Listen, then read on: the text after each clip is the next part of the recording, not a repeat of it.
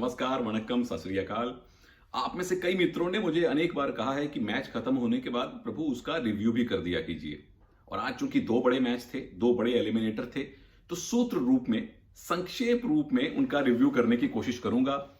ज्यादा ग्राफिक्स से ज्यादा आंकड़े डालने की कोशिश नहीं करूंगा, सिर्फ बड़ी कहानियों पर विचार करते हैं। पहला एलिमिनेटर, यूपी योद्धा बनाम पुनेरी पलटन। यूपी कैसे जीते और पुनेरी पलटन कहां वो गेम हारे, इसी पर विचार करते हैं। शुरुआती लीड पुनेरी पलटन के पास थी, 9-1 से वो आगे थे, यहीं वो मैच हार गए। कबड्डी में लीड लेना एक बात है, उसे बरकरार रखना और उसको बढ़ाना दूसरी बात है। यहां पुनेरी पलटन मात खा गए। और मेरे अक्सर पिछले वीडियोस में मैंने एक सूत्र बार बार दोहराया है, डिफेंस डिफेंस डिफेंस। और टीवी पे भी कहा था कि जिस टीम के डिफेंस कम गलतियां करेगी वही जीतेगी। प्रदीप नरवाल को 5-5 खिलाड़ी टैकल करने जा रहे हैं। चलिए, एक बार आपने उनको सुपर रेड दे दी, दूसरी बार फिर सुपर रेड करने दी, तीसरी बार फिर सुपर रेड करने दी। क्या पुनेरी पलटन के डिफेंस ने प्रदीप को हल्के में लिया कि पिछले कुछ मैचेस में ज्यादा नहीं चले तो आज भी नहीं चलेंगे? और प्रदीप की हालिया फॉर्म अच्छी थी, सुरेंदर गिल बहुत ज्यादा नहीं चले, लेकिन प्रदीप तो अच्छी फॉर्म में लगातार खेले। आज जब उन्होंने पहली बार आपके सामने 5 पॉइंट की रेड की, उसके बावजूद प्रदीप को मल्टी पॉइंट दिए गए। डिफेंस 1 पॉइंट ले सकता है, ज्यादा से ज्यादा 2 पॉइंट ले सकता है, लेकिन लूज 3, 4, 5 पॉइंट कर सकता है। पुनेरी पलटन ने वहीं किया। वहीं से उनके हारने की शुरुआत हुई, जब डिफेंस में गलतियों पर गलतियां हुई। दूसरी बड़ी बात, बड़े मैच का प्रेशर प्रभु। यही मैंने आज अपने जो मैच का प्रीव्यू था सुनील के सूत्र, उसमें भी कहा था। क्या पुनेरी पलटन के युवा खिलाड़ियों के पास बड़ा मैच खेलने, उसको जीतने का अनुभव है? अनुभव तो नहीं है, लेकिन क्या उसको पार कर सकते थे? वहीं वो नहीं कर पाए। असलम चले, दूसरे हाफ में ज्यादा चले, मोहित कतई नहीं चले। और दूसरी मैंने जो बात कही थी कि नितेश और सुमित को बराबर चलना होगा, अगर आपको याद हो, नितेश भी चले, 3 पॉइंट लिए, सुमित सांगवान ने हाई फाइव लगाया, मोहित को रोका। और मेरे लिए मोहित असलम से ज्यादा खतरनाक खिलाड़ी हैं। तीसरी बात जो आपको भी हैरानी हुई, मुझे भी हुई, मैंने टीवी पे भी कहा, फिर दोहरा रहा हूं, राहुल चौधरी आज 12 खिलाड़ियों में शामिल नहीं थे। हमारे साथ कमेंट्री में ऋषांक देवाडिगा बैठे थे और मैंने उनसे सवाल पूछ लिया कि ऋषांक, क्या राहुल को अभी टीम में खिलाना चाहिए? मैंने नीचे जब स्कोर शीट देखी, जो टीम शीट हमें मिलती है वो देखी, तो देखा राहुल चौधरी 12 खिलाड़ियों में भी नहीं है। फिर हमारे डायरेक्टर साहब ने राहुल चौधरी का शॉट दिखाया, वो मैच के बाहर बैठे हुए थे। राहुल को 12 खिलाड़ियों में अगर नहीं रखा गया तो उसका एक बहुत बड़ा कारण यह हो सकता है कि वो मैच फिट ना हो। अगर तो राहुल मैच फिट नहीं थे, कोई चोट आ गई उनको ट्रेनिंग में हाल के दिनों में, तो समझ में आता है। लेकिन अगर राहुल चौधरी मैच फिट हैं और वो 12 खिलाड़ियों में भी नहीं हैं, जब उनके अनुभव की टीम को जरूरत थी, तो ये एक बड़ी हैरानी की बात है। ये 2-3 कारण हैं जो मुझे लगता है पुनेरी पलटन जहां मैच हारी। यूपी कहां जीती? सबसे पहली बात, अनुभव अनुभव अनुभव। प्रदीप नरवाल प्लेऑफ के बहुत बड़े स्टार हैं। प्लेऑफ में उनकी एवरेज 18.5 की है। पटना के साथ लगातार प्लेऑफ खेले हैं। नितेश, सुमित दोनों अब परिपक्व खिलाड़ी हैं, दोनों लगातार यूपी के साथ प्लेऑफ खेले हैं। सुरेंदर गिल के पास भले ही बहुत ज्यादा अनुभव ना हो, पर श्रीकांत जाधव के पास अनुभव है, मैच्योरिटी है खिलाड़ियों में।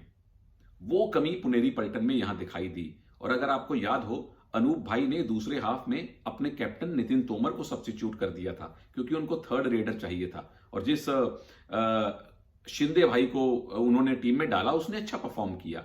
लेकिन अनुभव पर यूपी योद्धा जीती। ऑल आउट अगर आप 7 मिनट में, 6 मिनट में ले लें, फिर वापस आए और फिर बड़े मार्जिन से जीतें, तो इसका एक ही मतलब है कि आपके हौसले डाउन नहीं हुए। यूपी की टीम मेरे लिए यहीं जीती, उन्होंने हौसला नहीं छोड़ा। दूसरे मैच पे आइए, बुल्स बनाम गुजरात। सीधा सीधा मुकाबला था पवन बनाम सुनील प्रवेश की जोड़ी। और मैंने सुबह भी यही कहा था कि पवन पर अति निर्भरता अगर टीम नहीं दिखाएगी तो जीतेगी। वही हुआ, बुल्स वही मैच जीते। पवन ने 12 पॉइंट लिए, शानदार सुपर 10 लगाया। लेकिन यह 22 या 42 या 32 पॉइंट वाला प्रदर्शन नहीं था। पवन अकेले दम पे मैच नहीं जितवाया उन्होंने। इनफैक्ट 2 बार तो वो डिफेंस करते आउट हुए। पवन एज अ कैप्टन जिस तरह से उनकी टीम खेली, उस पर ज्यादा खुश होंगे। पहला हाफ में भरत राइट इन पे खड़े रहे, लेफ्ट इन पे खड़े रहे, रेड नहीं की। दूसरे हाफ में भरत ने रेड की और 5-6 पॉइंट ले लिए। चंद्रन रंजीत पहली 2 रेड में बोनस लाए, उसके बाद लगातार हैंड टच, लगातार उन्होंने टो टच किए, वो पॉइंट लेकर आए। तीनों रेडर चले, सारा डिफेंस चला। मेरे लिए बुल्स मैच कहां जीती? नंबर 1, ऑलराउंड खेल, संतुलित खेल, हर खिलाड़ी ने जिम्मा उठाया। नंबर 2, और बहुत महत्वपूर्ण 2 जो रेड हुई, पहले हाफ के तुरंत अंत में बुल्स की लीड संभवतः 4 पॉइंट की थी। उस समय एक रेडर, शायद एचएस राकेश थे, वो रेड करने जाते हैं। अगर वो ऑल आउट देते तो स्कोर बराबर आ जाता। महेंद्र ने वहां उनको सुपर टैकल किया, ऑल आउट बचाया। अगला हाफ शुरू हुआ, फिर 2 खिलाड़ी बचे थे बुल्स के, महेंद्र ने फिर सुपर टैकल किया, फिर ऑल आउट बचाया।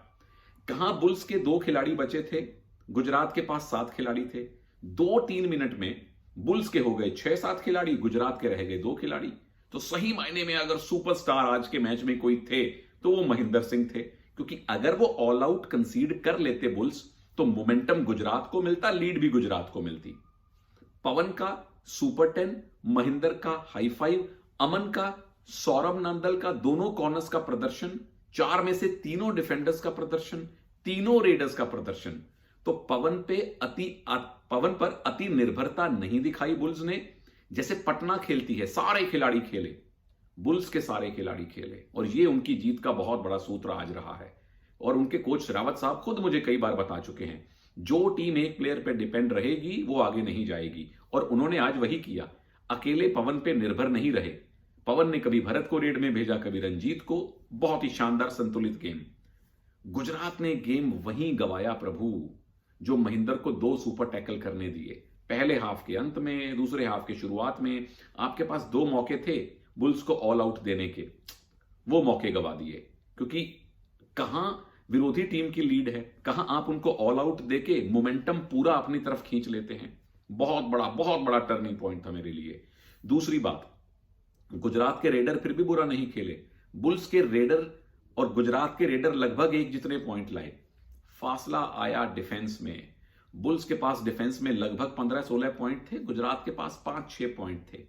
आपने पॉइंट लीक किए, लिए नहीं।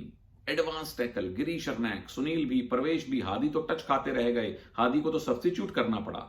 तो वही बात हुई, जिस टीम के डिफेंस ने बेहतर खेला, ज्यादा पॉइंट लिए, वो जीती बुल्स। जिस टीम के डिफेंस ने कम पॉइंट लिए, विरोधी को ज्यादा पॉइंट लेने दिए, वो टीम हारी।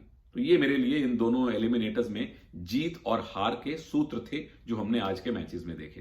कोशिश करूंगा कुछ और वीडियोस लेके आऊं, सेमीफाइनल के प्रीव्यू, और उसके साथ साथ कुछ और अनूठे आपके लिए वीडियो लाने की कोशिश करूंगा।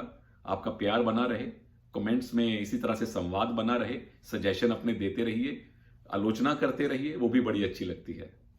जय हिंद।